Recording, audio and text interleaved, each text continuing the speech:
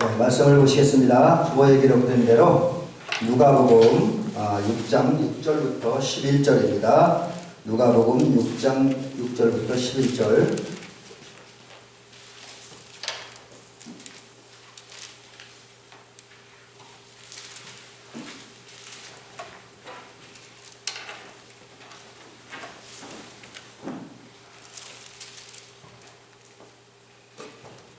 신약 성경 제가지 성경으로 98년이네요. 98년.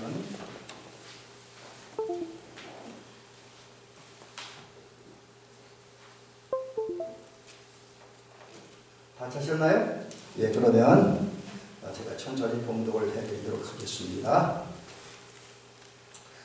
또 다른 안식일에 예수께서 회당에 들어가사 가르치실세 거기 오른손 많은 사람이 있는지라 서기관과 바리새인들이 예수를 고발할 증거를 찾으려 하여 안식일에 병을 고치시는가 였더니 예수께서 그들의 생각을 아시고 손 마른 사람에게 이르시되 일어나 한가운데 서라 하시니 그가 일어나 서거늘 예수께서 그들에게 이르시되 내가 너희에게 묻노니 안식일에 선을 행하는 것과 악을 행하는 것 생명을 구하는 것과 죽이는 것 어느 것이 옳으냐 하시며 무리를 둘러보시고 그 사람에게 이르시되 네 손을 내밀라 하시니 그가 그리하매 그 손이 회복된지라 그들은 모기가 가득하여 예수를 어떻게 할까 하고 서로 의논하니라. 아멘.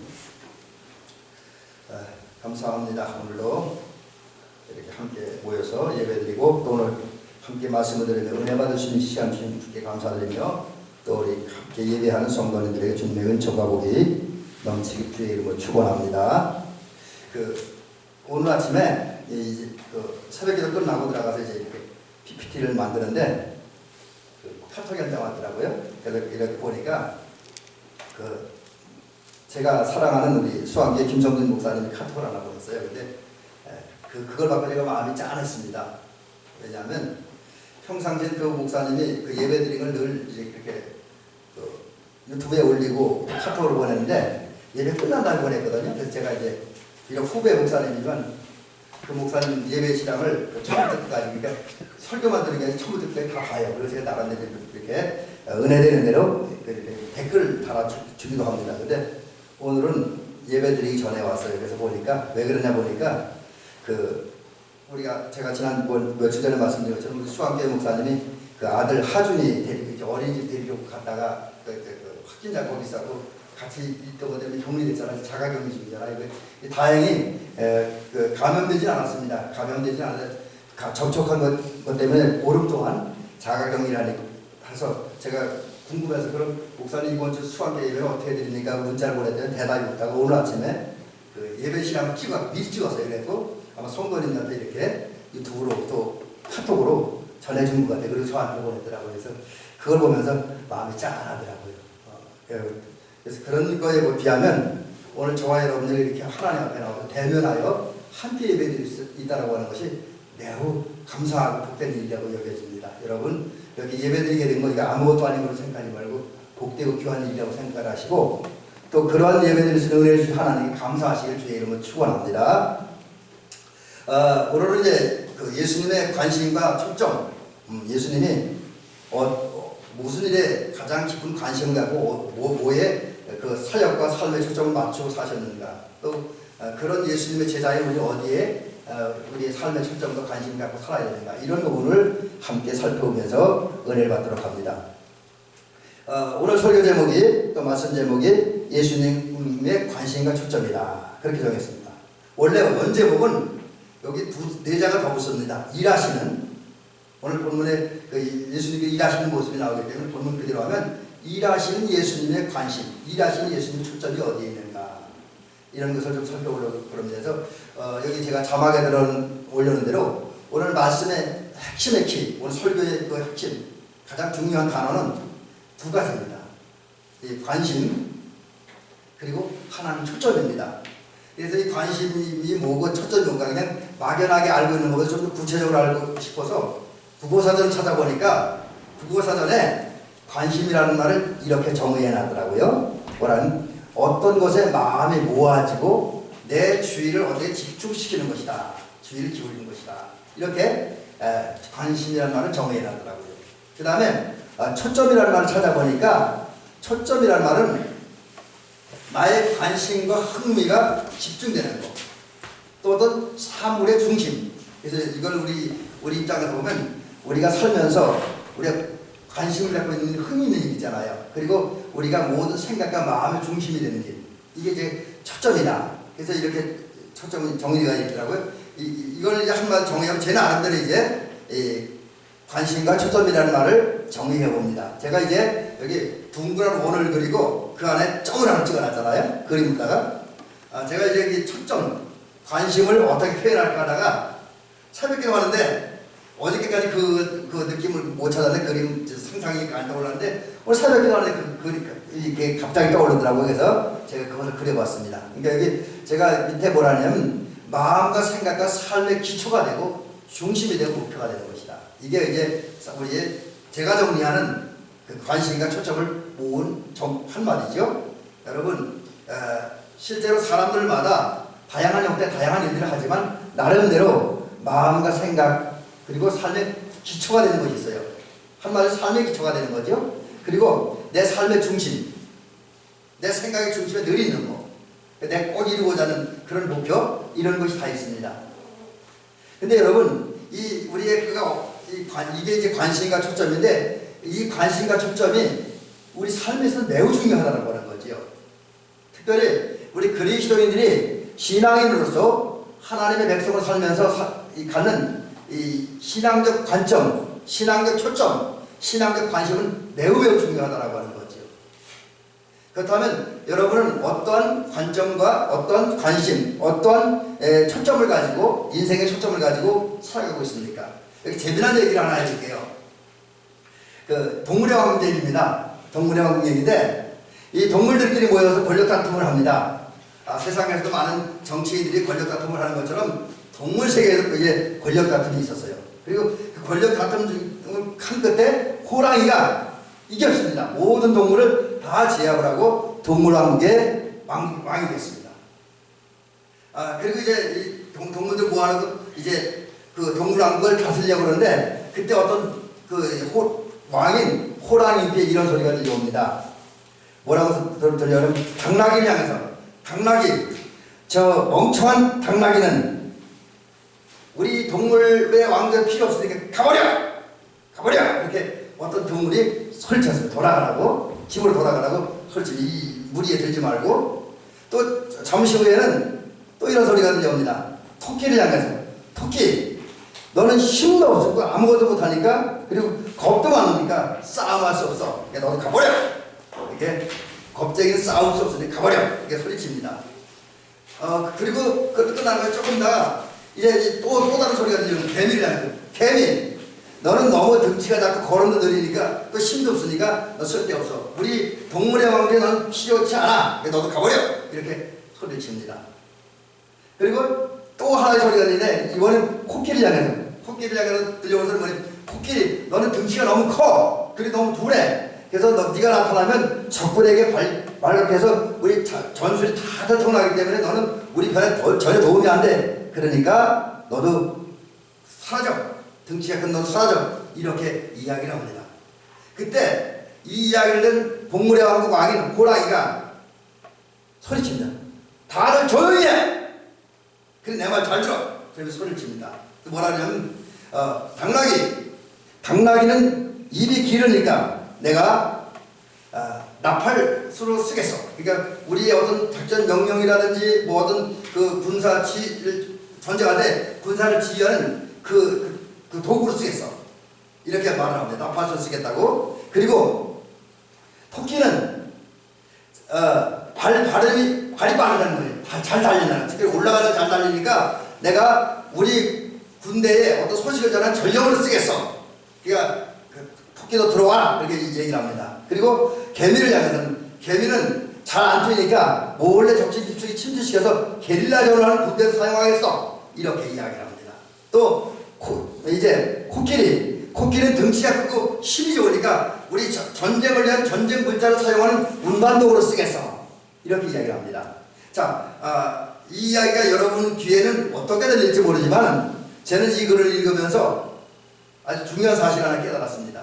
그게 뭐냐면 동물의 왕들은 다른 어떤 동물인지 모르지만 누군가는 자기 안에 다른 동물을 다 부정적으로 보는 거예요. 당나귀도 토끼도 코끼리도 개미도 부정적으로 보고 있습니다. 아무 쓸데없는 것을. 그래서 다 쓸데없겠다고 여기고 자기 나라 다 쫓아내려고 했습니다. 그런데 동물의 왕인 호랑이는 그 동물과 다른 관점을 가지고 있었다는 거죠. 생각하는 게 다르고 마음이 달라요. 그게 뭐냐면 하나하나가 다 필요 없는 것이 아니라 그들에게는 물론 단점도 있지만 장점이 있기 때문에 잘 활용하면 동물의 왕국을 건설하고 세워가고 발전시키는데 크게 이익하겠다라는 그런 생각을 갖고 그런 관점을 가지고 있었습니다. 여러분, 우리 성도들에게도 이러한 그 호랑이와 같은 관점, 그런 관심, 그런 삶의 초점이 있어야 될 줄로 믿습니다. 그저 우리는 모든 걸 바라볼 때 안 돼, 못해, 부정적이야, 저거 틀렸어, 저건 나빠 이런 관점을 바라보는 것이 아니라 모든 존재들, 하나님이 창조한 모든 창조물, 그리고 하나님이 창조 세상에 태어난 모든 인간들은 물론 나름대로 실수도 있고 잘못도 있고 허물도 있습니다. 하지만 모든 피조물들에게는 하나님이 그들에게만 준 독특한 재능과 은사가 있습니다. 그러기에 이 땅에는 모든 피조물들은 하나도 불필요한 게 없습니다. 다 필요한 거예요. 하나님의 뜻을 이루기 위해서 하나님의 영광을 받으시기 위해서 또 우리 이 땅에는 모든 생명체를 살아가는 데서 다 필요하다라고 하는 거죠. 그러면서 우리는 이 호랑이처럼 긍정적인 할 수 있다고 하는 또 하나님의 선한 뜻을 위해 사용될 수 있다고 하는 이런 긍정적인 관점과 그런 어떤 생각을 가지고 살아가는 저와 여러분이 될 줄로 믿습니다. 그래서 우리가 바라볼 때 올바른 것을 가지고 바라봐야 돼요. 자, 그런데 많은 사람들이 안타깝게도 어떤 것을 바라보는 관심, 초점이나 관점, 또 이렇게 삶의 현장에서 갖고 살아가는 관심들이 예수님이 원하는 건 다르다고 하는 거죠. 예수님의 관점하고 사람들의 관점이 같아야 되는데 하나님의 관점하고 우리들의 관점, 그리고 하나님이 관심 갖는 것하고 우리들이 관심 갖는 것이 같아져야 되는데 많은 사람이 다릅니다. 심지어 하나님을 섬기지 않는 사람은 둘째 쳐놓고 하나님을 섬긴다고 하는 사람도 예수를 믿는다고 하는 사람들조차도 삶의 관점이, 삶의 초점이, 그 삶의 관심이 예수님께 다르다고 하는데 문제가 있습니다. 여러분, 그 모습을 오늘 우리는 누가복음 6장에 등장하는 서기관들과 바리새인들을 통해서 발견합니다. 여러분, 서기관과 바리새인들을 본문해 보니까 안식일의 회당 안에서 예수님을 엿보고 있습니다. 자, 왜 엿보고 있느냐? 이것을 살펴보기 위해서는 먼저 바리새인과 서기관들이 어떠한 사람들인가부터 우리가 생각을 해볼 필요가 있습니다. 여러분, 서기관들은 그들이 하는 일이 율법을 옮겨 쓰는 일이에요. 성경을 복사하는 일이라는 겁니다. 지금처럼 인쇄술이 발달한 게 아니니까 구약 시대에 또 이스라엘 시대에는 성경을 한 사람이 읽어주고 또 여러 명의 서기관들이 그걸 읽어주는 걸 받아 썼어요.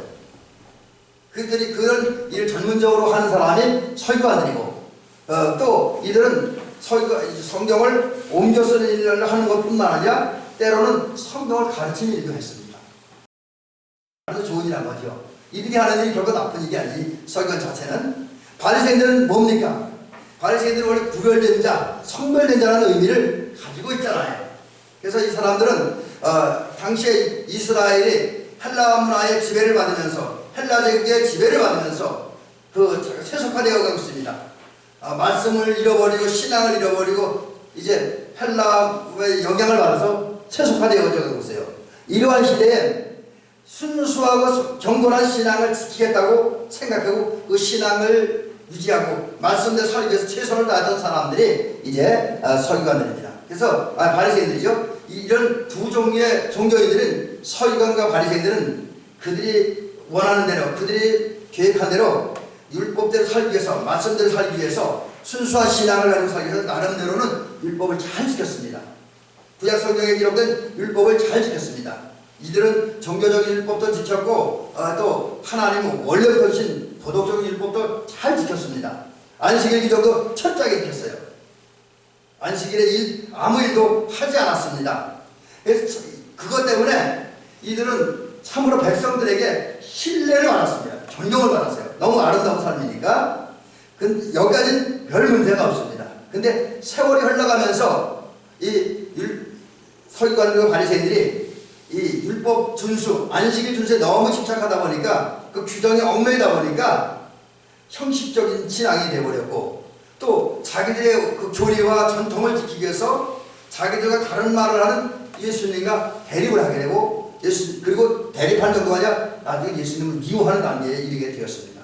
그리고 예수님이 자기들보다 더 감동적이고 권세 있는 그런 말씀을 가르치고, 또 예수님이 더 놀라운 능력을 행함으로 이제 자신들의 주인은 점점 사라져가는데 예수님의 인기와 명예는 더 올라가고, 많은 사람들이 예수님을 따르게 된 위협을 느낀 그들은 이제 예수님을 경계하기 시작하는 거예요. 이러한 서기관과 바리새인들은 안식일에 회당에서 예수님을 이제 엿보는 거죠. 사실 그날 그 회당에는 예수님만 있는 것이 아니라 또 일반 회중들만 있는 것이 아니라 손 많은 사람, 오늘 성경에는 손 많은 사람이라고 되어 있죠.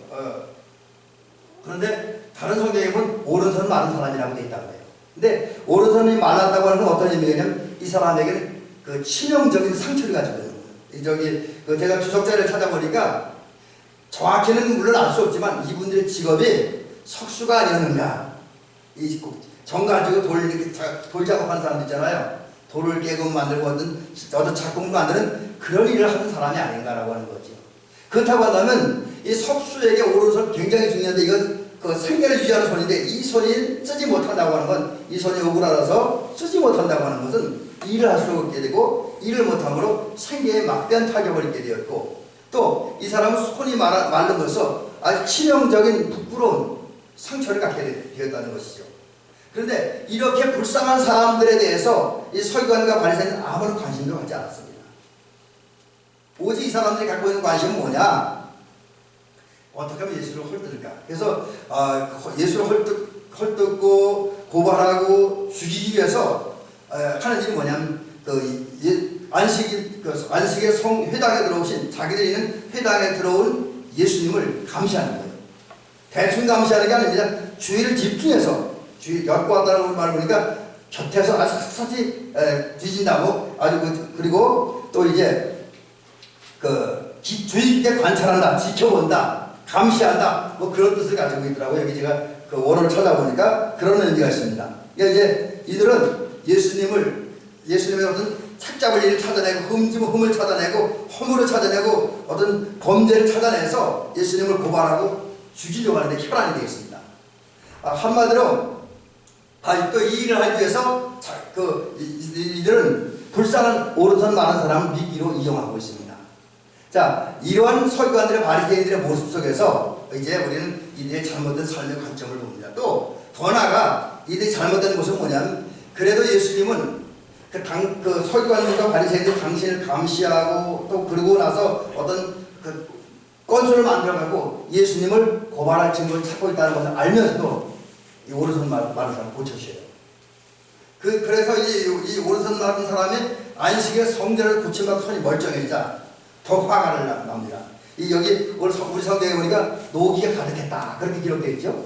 이 말이 무슨 뜻이냐면, 너무너무 화가 나서 모든 게 아주 어리석어졌어요. 너무너무 화가 나서 이 청명함이 사라진 겁니다. 그리고 너무너무 화가 나서 이성과 절제력이 여기 지나는 잘못 썼네요. 절제력을 완전히 잃어버렸습니다. 그러니까 이성이 마비되고 절제력이 상실되고 자기를 다스릴 수 없는 지경이니까 아주 어리석은 지경이 되는 거죠. 그런 상태에서 이제 어떻게 하면 예수님을 죽일까, 이게 의논합니다. 자, 이런 것을 총정리해보면 서기관들과 바리새인들이 갖고 있는 삶의 초점이 잘못되어 있었습니다. 잘못된 삶의 초점을 맞추고 살아갑니다. 그들이 갖고 있는 관심도 잘못되어 있습니다. 오직 예수님을 에게서 허물을 찾아내고 예수님 죽이는 일에만, 예수님 죄가 하는 일에만, 또 그 외에 예수님을 따르는 사람들, 자기와 다르게 사는 사람들을 제거하고 죽이는 일, 핍박하는 일에만 관심이 있으니까 잘못됐다고 할 수 있죠. 좀 더 구체적으로 정리하면 서기관들과 바리새인들의 관점은 어떤 거냐면, 이들의 관점, 이들의 삶의 초점, 관심은 예수님을 경계하고 고발하고 죽이고, 또 자기들이 자리를 지키고 권세를 지키고 본인을 지키는 데만 관심이 있었어요. 여기에 삶의 초점이 모아지고 있었어요. 여러분, 굉장히 잘못된 것이죠. 근데 오늘 많은 현대인들이 이런 모습을 살아가요. 서기관과 바리새인들처럼 말은 그럴듯하게 하고 그럴듯한 일을 하고 행동도 그럴듯해요. 그래서 나름대로 화려한 간판, 그럴듯한 어떤 직분을 가지고 있습니다. 뭐 정치인으로서, 학자로서, 문화인으로서, 종교에서 그런 간판을 가지고 간판을 이용해서 말도 그럴듯하게 하고 일도 그럴듯하게 하고 행동도 그럴듯하게 합니다. 뿐만 아니라 이들은 자기들의 말과 삶을 그리고 행동을 정당화시키기 위해서 나름대로 조직을 만들고 그 조직을 위한 법을 만듭니다. 그런데 이제 설경자가 똑같아요. 그런데 그러고 나서 이제 자기들 법을 어기고 자기가 다르게 이야기하는 사람을 경계하고 미워하고 죽입니다. 그래서 한마디로 보면 이 많은 세속적인 사람들이 그 서기관과 바리새인 똑같진 않아요. 똑같진 않지만 그들처럼 자기 욕망을 성취하고 자기 권세를 얻고 그리고 지위를 얻고 그리고 그 권세와 지위를 지키는 일, 자존심 지키는 일에만 삶의 관심과 초점을 맞추고 살아가고 있다라고 하는 거지. 세속적인 욕망만을 추구하며 세속적인 욕망에만 관심을 갖고 살아가고 있다라고 하는 겁니다. 여러분, 오늘 우리가 한번 하나님 앞에서 우리 자신을 성찰해보고 돌아볼 필요가 있다라고 하는 것입니다. 나도 그럴듯하게 말하면서 그럴듯하게 행동하면서 이 서기관과 바리새인들을 잘 듣고 있지 않은가 하는 겁니다. 자, 우리는 그렇게 살아가서 안 됩니다. 적어도 우리가 섬기고 우리가 사랑하는 우리 예수님은 이제 서기관과 바리새인과는 전혀 다른, 또 많은 현대인들이 갖고 있는 관점과 전혀 다른 삶의 관심과 삶의 초점을 가지고 살아가셨습니다. 또 그걸 위해 오셨고요. 그리고 그 예수님께서 어느 날 안식일에 회당에 들어가셨습니다. 안식일 회당에 들어가셨어요. 그리고 거기서 치명적인 그 수치와 치명적인 상처와 문제를 가지고 있는 오른손 마른 사람을 만나셨습니다. 그리고 나서 이제 서기관과 바리새인들도 만났어요. 이때 예수님 이 자리에서 예수님, 조금 전에 제가 말씀드린 것처럼 예수님은 서기관과 바리새인들의 의도를 알았어요. 당신을 죽이고 제거하려고 하는 그런 의도를 많이 하셨습니다. 그리고 그것을 위해서 당신의 일거수일투족을 아주 낱낱이 감시하고자 하는 사실을 정확히 하셨습니다. 아마 이 정도 되면 웬만한 사람은 그 준호기들 행동이나 말에 이제 많은 제한을 받을 겁니다. 그리고 해야 할 일을 못하고 해야 할 말을 못하게 될 겁니다. 그런데 이런 상황 속에서 예수님은 서기관들에게 또 바리새인들에게 물으십니다. 오늘 9절에 보니까 안식일에 선을 행하는 것과 악을 행하는 것, 어느 것이 옳냐는 거죠. 안식일에 생명을 구하는 것과 죽이는 것 중에 어느 것이 옳냐고 묻고 계십니다. 여러분, 이 질문은 단순한 질문 같지만 여기에 상당히 중요한 몇 가지 의미가 있습니다. 우선 예수님은 그 유대인들, 서기관과 바리새인들이 잘 지키는 그 율법을 근거로 질문하는 거예요.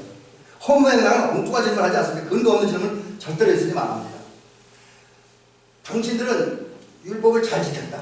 맞다. 그리고 당신들의 말대로 원래 율법적인 조항에도 안식일에 일하지 말라고 하는 계명이 있다는 거죠. 실제로 여러분 성경에 보니까 그 출애굽기 20장 10절에 보니까 무슨 말씀이냐면 일곱째 날은 내 하나님 여호와의 안식일인즉 너나 내 아들이나 내 딸이나 내 남종이나 내 여종이나 내 가축이나 내 문 안에 머무는 객이라도 아무 일도 하지 말라. 여러분 출애굽기 20장 10절을 보면 분명히 안식일은 아무 일도 하지 말라고 말씀하셨습니다. 그래서 이 문자적으로만 보면, 말로만 보면 안식일에 아무 일도 하지 말아야 된다고 생각하고 그걸 주장하는 서기관들과 바리새인들의 말이 틀린 건 아닙니다. 근데 그 다음에 문제라고 하는 거지요. 그래, 문자적으로 보면 완전히 말로 보면 안식일에 아무 일도 하지 말라고 하는 당신들의 말은 옳다. 그러나 그렇다고 해서 안식일에 오른손 마른 자를 그리고 또 다른 면에서 고통당하는 자, 아픔당하는 자, 위기를 만난 자, 그리고 도와주지 않으면 죽음을 당한 자를 외면하고 그냥 방치해 두는 것이 옳으냐는 거죠. 당신들처럼 내가 예수님 오른손 많은 사람을 고쳐주면 그것을 나를 고발하려고 하는 그 당신들의 행위, 당신들의 속셈이 안식일에 아무 일도 하지 말라고 하는, 또 안식일을 거룩하게 지키라고 하는 그런 십계명, 사계명 정신의 의미에 합당하냐고 반문하고 있습니다.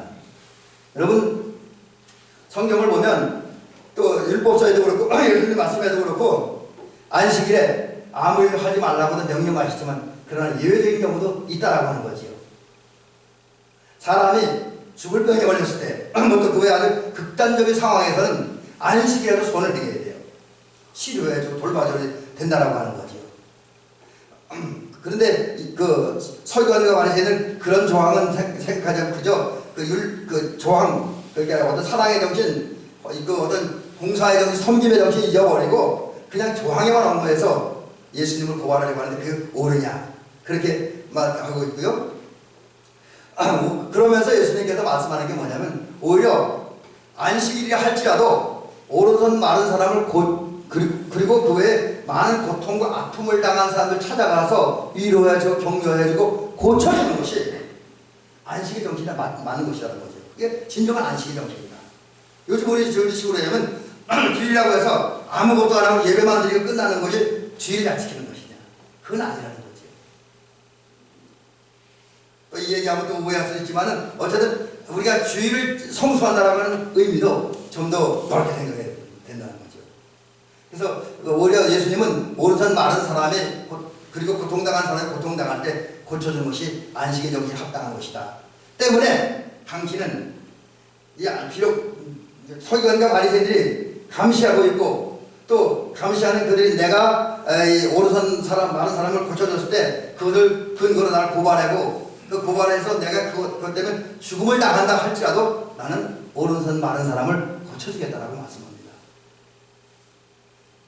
그래서 이 사람을 고쳐줌으로써 선을 행하고 사람의 생명을 살리는 일을 하겠다. 선을 행하고 사람을 살리는 일을 행하겠다라고 말씀하고 있습니다. 여러분, 여기에서 예수님의 삶의 초점, 예수님의 오심과 사역의 초점과 관심이 발견되어집니다. 여러분, 예수님은 결코 율법을 무시하지 않았습니다. 오히려 예수님은 율법을 무시하지 않고 폐하지 않고 완성하셨습니다. 그러기 위해서 예수님께서 하신 말씀이 뭐냐면 나는 율법을 지키겠다. 그러나 율법의 그 어떤 규정과 조항만 지키는 것이 아니라 그 율법의 규정과 조항도 지키지만 그것과 함께 율법에 담겨진 안식일법에 담겨진 그 기본적인 정신과 의미도 지키며 그 의미와 정신을 따라 살고 사역하겠다, 이렇게 예수님은 말씀하고 있는 거예요. 그러는 가운데 예수님은 지금 어디에 특별히 더 큰 관심을 갖고 있냐, 안식일에 대해서, 요즘으로 말하면 주일에 대해서 잘못된 생각을 가지고 있는 그런 바리새인들과 서기관들, 그리고 유대인들과 현대인들의 생각을 바로 잡아주려고, 그래서 바른 생각을 심어주려고 하고 있습니다. 적어도 안식일은 하나님의 창조를 기억하는 날이지요. 그리고 감사드리는 날이고 하나님의 구원을 생각하며 감사하는 날입니다. 또 안식일은 쉬는 날이잖아요. 근데 이거는 이 땅의 쉼도 그렇지만 하나님 나라에 들어가서 영원한 안식을 의미하는 거지요. 바로 이런 것, 주일이라는 것이 우리가 하나님이 세상을 창조하시고 우리 하나님의 사람 다시 새롭게 창조하신 하나님의 은혜를 기억하고 감사하는 날이 주일인 줄로 믿으시기 바랍니다. 또 하나님이 우리를 죄와 사망에서 지옥 가야 할 자리에서 우리를 구원하시는 감사하는 날이 주일입니다. 여러분께서 이 주일날은 결국 하나님에 대한 감사로 충만해야 됩니다.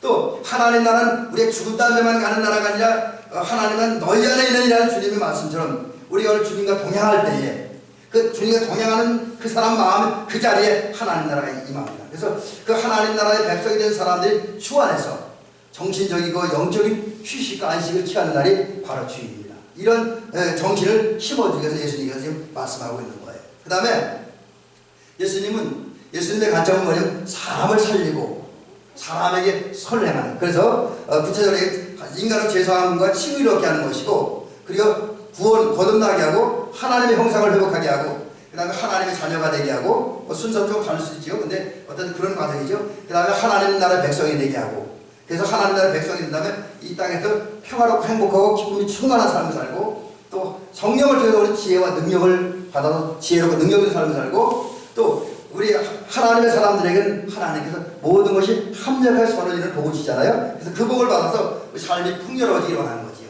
또 가장 중요한 우리가 하나님 나라 백성으로서 진정한 그리스도를 살게 하기 위해서 주님의 관점은 우리를 살리고 우리 생명 주신 다음에 우리에게 찾아와서 우리 함께 하시면서 동행하는 거예요.